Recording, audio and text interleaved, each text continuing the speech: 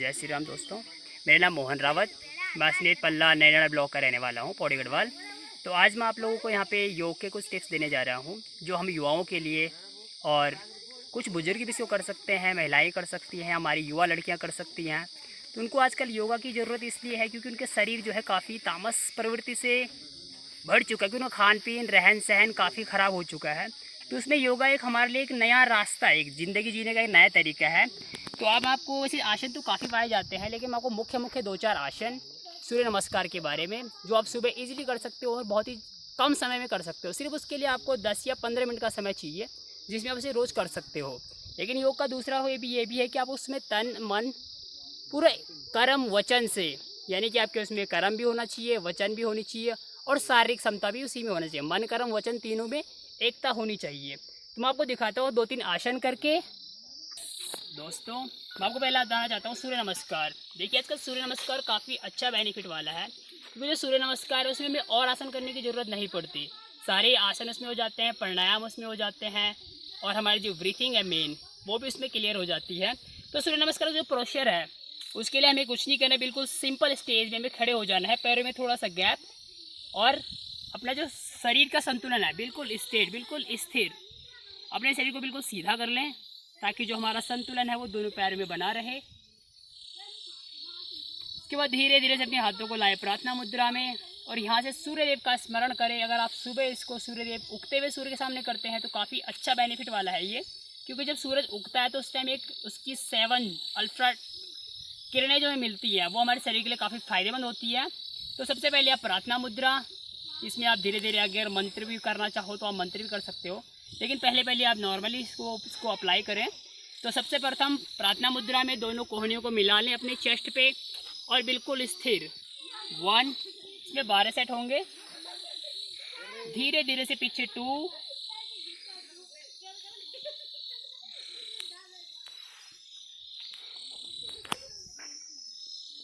3, शरीर को खींचते हुए 90 के एंगल पे रुके और धीरे धीरे ज़मीन पे लगाने की कोशिश। जितना आप जा सकते हो अपने सामर्थ्य के हिसाब से पीछे से आप क्लिप बना सकते हैं और इसके नीचे अपने चेस्ट को अपनी थाइस पे लगाने का, लेकिन आप घुटने ना मुड़े, इस बात का विशेष ध्यान रखें और बिल्कुल स्ट्रेट कुछ देर रुके रहें इसमें।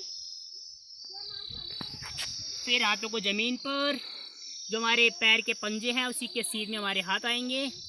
धीरे से लेफ़्ट लेग को, क्योंकि जो भी हम कार्य करते हैं हठ योग में हमेशा लेफ़्ट साइड से पीछे पैर को फ्लैट कर दें, बिल्कुल स्थिर। आगे का पैर हमारा पूरा 90 पोस्चर, बिल्कुल 90। कमर को बिल्कुल सीधा कर लें। एक बार पीछे का पोस्चर देख लें अपना, पैर पीछे सीधा, हाथों को बिल्कुल सामने, आसन संचालन वाले पोज में कुछ देर इसमें रुके रहें। लंबा गहरा श्वास, धीरे से श्वास छोड़ते हुए पीछे वाले पंजे को उठाएं, पैर को सीधा करें, उसी के सामने दूसरे पैर को भी लेके जाएं और एड़ियों को ज़मीन पे लगाने की कोशिश करें, माथे को अंदर की तरफ, सांस छोड़ते हुए पर्वतासन। कुछ देर रुके रहें। धीरे से प्लैंक पोज 6 पोजीशन के लिए श्वास छोड़ते हुए एक साथ जमीन पे जाए, अष्टांग नमस्कार एक साथ।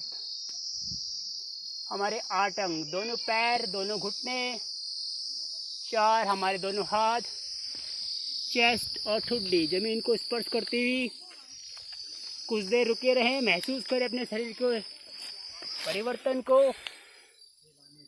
धीरे से अपने पैरों को फ्लैट करें और आगे से शरीर को उठा दें। अगर आपके पैर साइड में हो तो ओवरलैप भी कर सकते हैं आप पैरों को, और चेस्ट को थोड़ा खुला रखें। ये लंबा गहरा श्वास,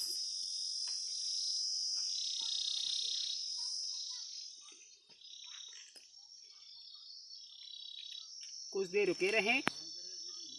धीरे से वापस आए, पैरों को पंजों को उठाएं, पर्वत आसन में वापस श्वास छोड़ते हुए। जो हमारी एड़ियाँ हैं वो ज़मीन पे लगाने की कोशिश, और एक बार जो हाथ और पैर जहाँ पे रख लिए हैं वहाँ से ना उठाएं, धीरे से अपने लेफ्ट लेग को ही लेके आए आगे, बिल्कुल वहीं पे, और राइट लेग बिल्कुल स्ट्रेट।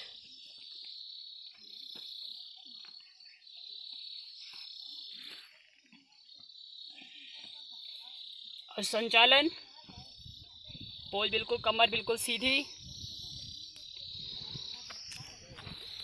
ये आप थोड़ा सा कमर को पीछे भी कर सकते हैं, बिल्कुल स्ट्रेट, हाथ बिल्कुल सामने, दृष्टि बिल्कुल सामने।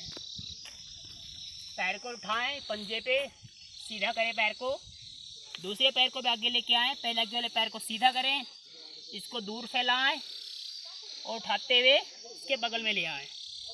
फिर एक बार नीचे जाएं पादहस्तासन के लिए, क्लिप बनाएं और नीचे जाएं श्वास छोड़ते हुए। फिर धीरे से वापस आते हुए लेवन,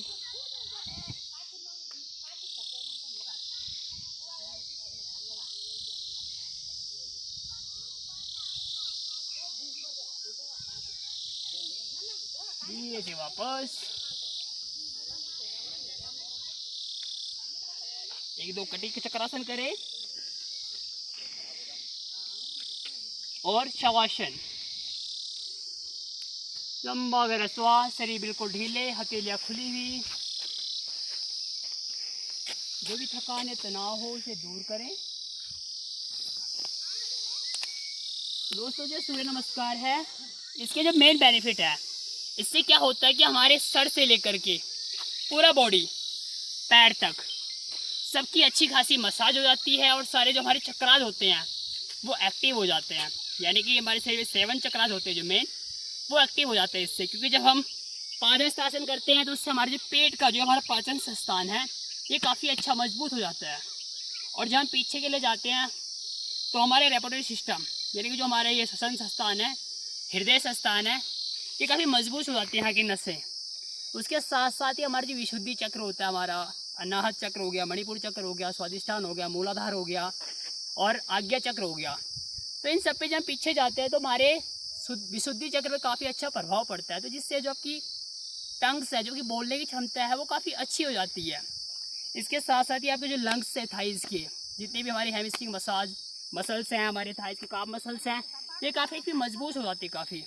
तो इसके साथ ही मैं युवाओं को एक 2 आसनी बताना चाहूँगा जो हम युवाओं को करनी चाहिए, जिनकी एज हमारी 15 साल से लेकर के और 35-40 साल तक है। वैसे तो 50 साल तक के लोगों को भी युवा कहा जा सकता है, अगर खून में गर्मी है तो वो भी एक युवा ही है।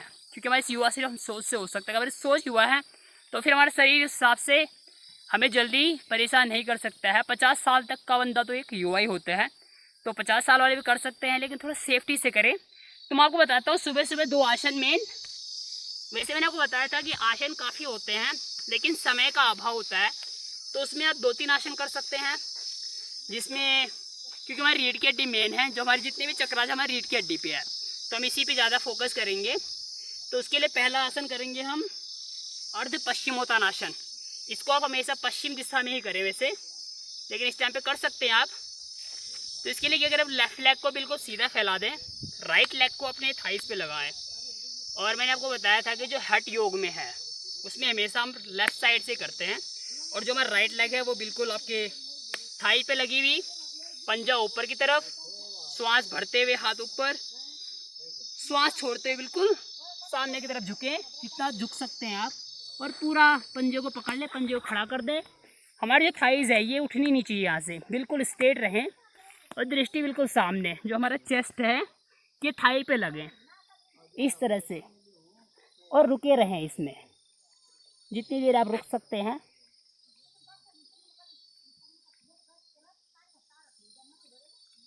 धीरे से वापस आएं, फिर दूसरे पैर से करें।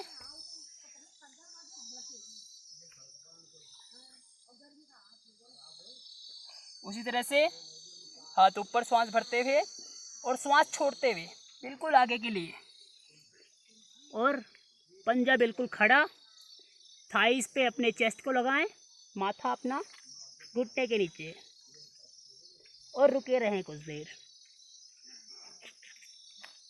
श्वास छोड़ते हुए और नीचे जाएं।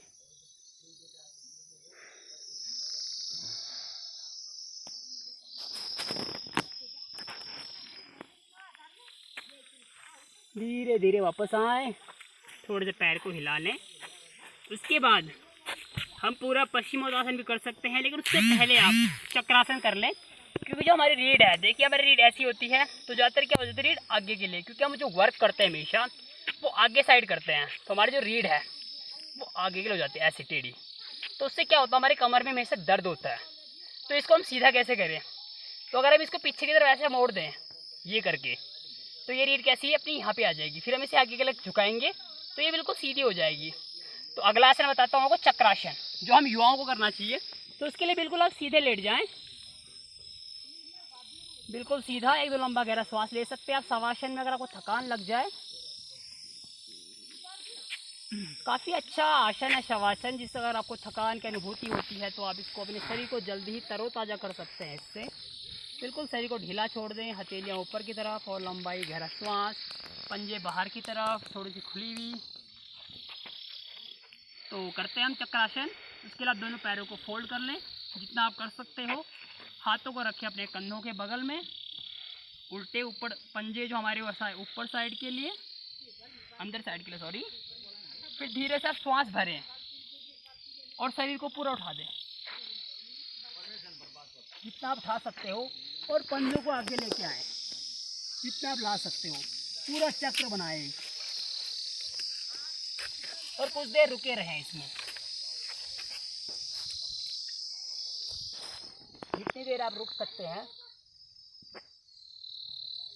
30 सेकेंड 20 सेकेंड, और रुके रहें। पूरा ऊपर खींचे शरीर को।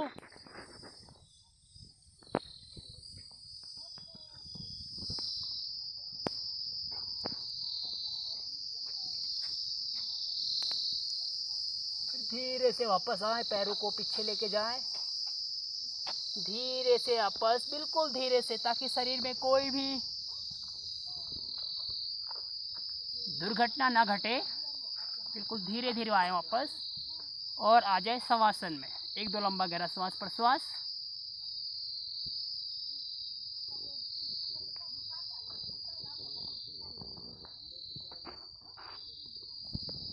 शरीर को बिल्कुल शिथिल बना लें, फिर धीरे से आए वापस। तो देखिए पहले हमने हाफ पश्चिमोत्तासन करा ये, ताकि हमारी कमर जो थी वो आगे के लिए हुई। फिर हमने चक्रासन कर दिया उसको पीछे की तरफ। अब करेंगे हम पूर्ण पश्चिमोत्तानासन। तो उसके लिए क्या करेंगे, दोनों पैरों को फैलाएं बिल्कुल सीधा। ये काफ़ी मेन आसन है। वैसे आप लोगों को बता दूं मैं कि जो हमारी शिव संहिता है, यानी कि जो भगवान शिव की देन है, उसमें मुख्य 4 ही आसन हैं। तो जिनमें से भी एक मुख्य आसन है उसमें पश्चिमोत्तासन, जिसे उग्रासन के नाम से भी जाना जाता है। इससे क्या होता है पश्चिमोत्तानासन से, कि जो हमारी काम मसल्स हमारे पैर से, जो हमारे थाइस की मसल्स है, जो हमारे पेट की मसल्स है, जो हमारे कमर की मसल्स है, हाथ की मसल्स है, शोल्डर की मसल्स है, सारी पे फर्क पड़ता, अच्छा ही खिंचाव हो जाता है और ये मजबूत होते हैं। तो इसके लिए क्या करना आपको पश्चिमोत्तानासन के लिए, इसके लिए दोनों हाथों को फैलाएं ऊपर, लंबा गहरा श्वास भरें और आगे झुकते हुए जितना बिल्कुल खींचते हुए शरीर को, और चेस्ट को लगाएं अपने थाइस पे, पंजे अंदर की तरफ, माथे को लगा दें अपने घुटनों के नीचे, घुटने ज़मीन पर, अपने अंगूठों को पकड़ लें, दृष्टि बिल्कुल सामने, कमर पीछे से फ्लैट करने की कोशिश करें ताकि आपका जो पोस्चर है वो बिल्कुल सीधा हो जाए, और सामान्य श्वास प्रश्वास। कुछ देर रुके रहें, 20 सेकेंड 30 सेकेंड, जितनी आपकी क्षमता के हिसाब से। जोर ज़बरदस्ती बिल्कुल ना करें।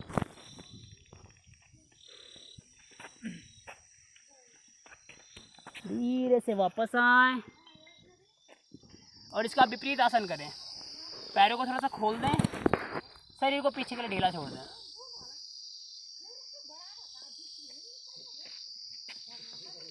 एक दो लंबा गहरा श्वास भरते रहें, फिर धीरे से पैरों को मिलाएं, थोड़ा शरीर को ऊपर उठा दें और पीछे के लिए गर्दन को पीछे छोड़ दें ढीला।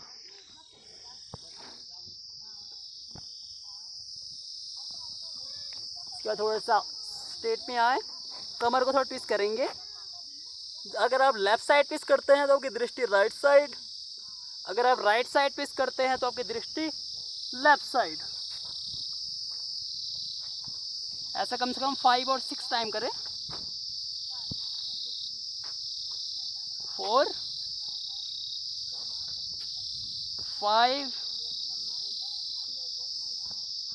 6। रिलैक्स करें शवासन में। एक दो लंबा गहरा श्वास प्रश्वास।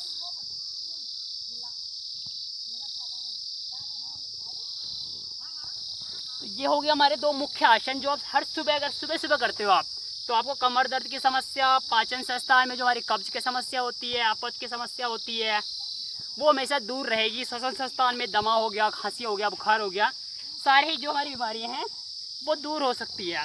इसके साथ ही अगर जिस युवा का बैलेंस सही हो वो शीर्षासन कर सकता है। शीर्षासन से क्या होता है कि जो हमारा ब्लड का सर्कुलेशन होता है वो माइंड में अच्छी तरह से हो जाता है। ये भी आसनों का राजा भी कहा जाता है। जितने भी आसन है, वैसे आसन कहे जाते हैं कि जितनी भी योनियाँ हैं 84 लाख आसन होते हैं। उनमें से किसी ने 84 आसन मुख्य माने, किसी ने 32 आसन, किसी ने 16 आसन, लेकिन जो शिव संहिता है उसमें सिर्फ 4 ही आसनों का वर्णन है। तो आसन सिर्फ हमारे शरीर को सही पोजीशन में लाने के लिए अलग अलग आसन कराए जाते हैं। तो अगर आप सूर्य नमस्कार करते हैं और एक दो मुख्य आसन करते हैं तो आपको बाकी आसन करने की बिल्कुल भी ज़रूरत नहीं है। तो आसनों की राजा की बात कर रहा था मैं। तो जो आसनों का राजा है, यानी कि जिस तरह से कहा जा सकता है कि एक देश का प्रधानमंत्री मुखिया होता है, अगर वो सही है तो सब कुछ ही सही है। तो आसनों का राजा है शीर्षासन। अगर आप उसे करते हैं रोज़ सुबह सुबह, ये इसका योग का जो आप करें तो खाली पेट ही करें, सुबह और शाम करें जब संध्या काल होती है, यानी कि जब दो कालों का संधि हो रहा हो, क्योंकि उस टाइम पे जो इन्वायरमेंट है वो बिल्कुल शांत हो जाता है। तो करते हैं शीर्षासन का अभ्यास। इसके लिए आप कोई एक हल्का सा कव बिछा लें, कपड़ा, ताकि सर में दर्द ना हो। दोनों हाथों को रखें क्लैप बना के, अपने सर को रखें उसके बीच में और पीछे से धीरे धीरे उठें। दोनों पंजों को पीछे लेके जाएं, धीरे धीरे आगे आएँ और धीरे से ऊपर उठाएं शरीर को। पहले इतना ही उठाएं, फिर धीरे धीरे शरीर को ऊपर। 1 सेकेंड। अपने जो कपड़े हैं उसको अंदर डाल दें।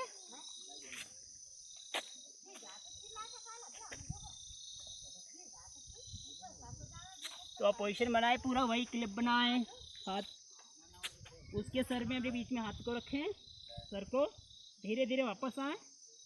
पहले आप इतना ही उठें, फिर धीरे धीरे से संतुलन बनाते हुए पैरों को बिल्कुल खड़ा करें सीधा। और इसमें आप जितनी देर रुक सकते हैं रुके रहें। पंजे ऊपर की तरफ,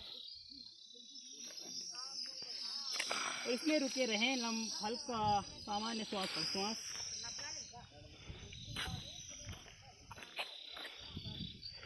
जितनी देर आप रुक सकते हैं रुके रहें। शीर्षासन के काफ़ी अच्छे फ़ायदे हैं, बहुत सारे फ़ायदे हैं इसके। जिनको हाई बीपी की समस्या रहती है, माइग्रेन की समस्या रहती है, लेकिन कुछ इसमें सावधानियां भी बरतनी चाहिए। अगर किसी के माइग्रेन ज़्यादा हो या हाई बीपी ज़्यादा हो तो वो भी इस आसन को ना करें।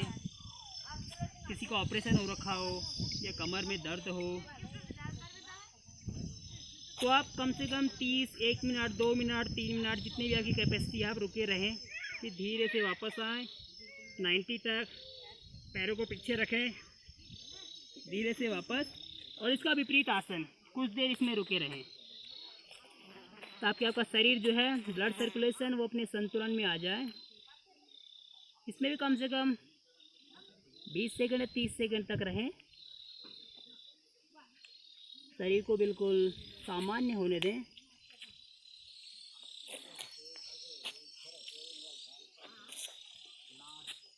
फिर धीरे से वापस। तो दोस्तों ये थे हमारे मुख्य आसन। अगर आप इसे रोज़ करते हैं तो आपका जो शरीर है वो बिल्कुल फिट एंड फाइन रहेगा। और मेरा ये मकसद है कि हमारा उत्तराखंड, हमारा भारत, हमारा गांव सब स्वस्थ हो। और फिट इंडिया जो हमारे प्रधानमंत्री की मुहिम है, फिट इंडिया तो हिट इंडिया। अगर आप फिट रहोगे तभी आप सब कुछ कर सकते हो। जय श्री राम।